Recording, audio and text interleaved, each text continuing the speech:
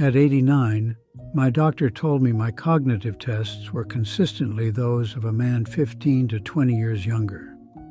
He asked what I attributed it to. I sat and thought honestly about the question for the first time. The answer was not a supplement or a program. It was 4 habits I had maintained with varying consistency but genuine commitment for most of my adult life. Here they are. I want to be honest about what these 4 things are before I describe them. They are not interventions. They are not programs you sign up for or products you purchase. They are ordinary habits that most people are already vaguely aware they should be doing and that almost nobody takes seriously enough. The correction I am offering is not new information. It is the seriousness with which these 4 habits deserve to be held. The first is reading every day, not screens, books.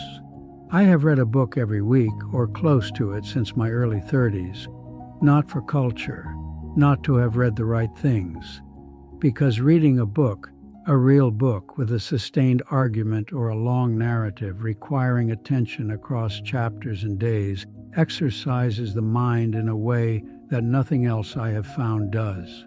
It requires sustained attention, not the attention of a few minutes before the next notification arrives. The attention of holding something complex in mind across an hour, a day, a week.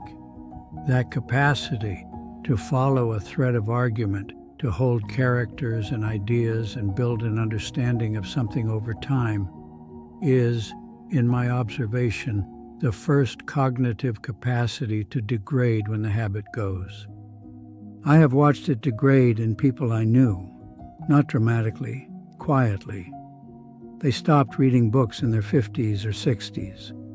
By their 70s, they found sustained attention to complex material noticeably harder. By their 80s, several of them could not follow a long conversation with the ease they once had. I believe the daily reading prevented that in me. I cannot prove it. But I have done it for 60 years and the mind is still working.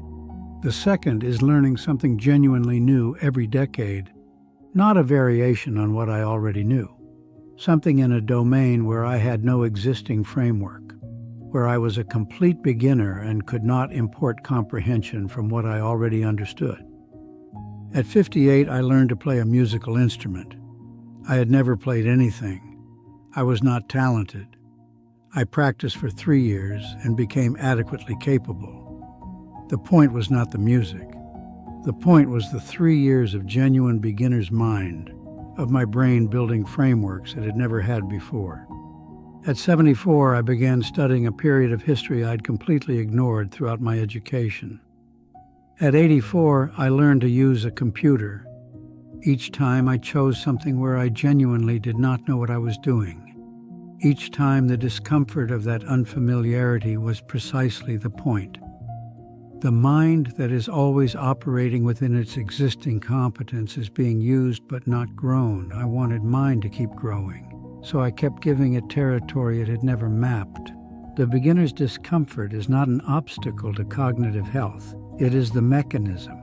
The third is regular conversation with people who disagree with me. Not arguments. I want to be clear about that distinction. Not debate with the aim of winning. Conversations in which I am genuinely trying to understand how someone reaches a conclusion I would not reach myself. To follow reasoning I wouldn't produce. To find the internal logic of a position that from the outside seems wrong to me. This is a specific and demanding cognitive exercise. It requires setting aside the reflex to evaluate and replacing it with the effort to understand. It requires holding a different model of the world in mind long enough to inhabit it partially. It requires a kind of mental flexibility that conversation with like-minded people simply does not demand. I have watched the minds of people who spent their later decades only in conversation with people who agreed with them. The thinking calcified. The same positions, reinforced rather than tested. The same conclusions reached by increasingly worn grooves. Disagreement, engaged with honestly and with genuine curiosity, is one of the best exercises available to a mind that wants to stay supple. The fourth is walking every day, not for fitness, for thinking.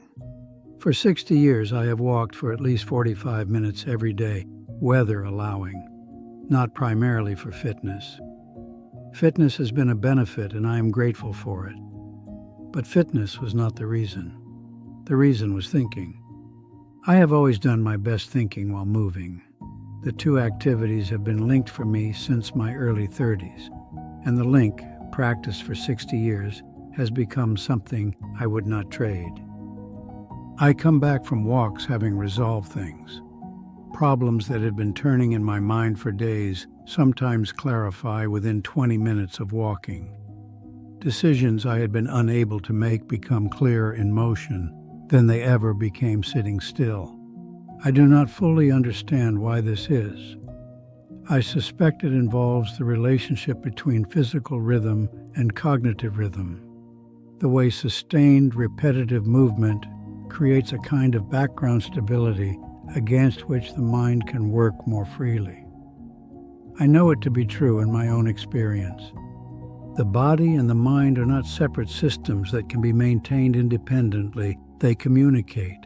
Walk every day and you are maintaining both at once. None of these four things is a secret. None of them requires money, unusual resources, or exceptional willpower. They require consistency, and they require the decision to treat them as seriously as they deserve to be treated, not as vague good intentions that may or may not happen depending on the day, but as commitments maintained across years and decades with genuine discipline. I am 92 years old and the mind is still working. My doctor tells me it is working at the level of someone approximately 15 to 20 years younger than I am. These four things are why. Read every day. Learn something genuinely new every decade. Seek out people who think differently than you do. Walk every single day. Start now.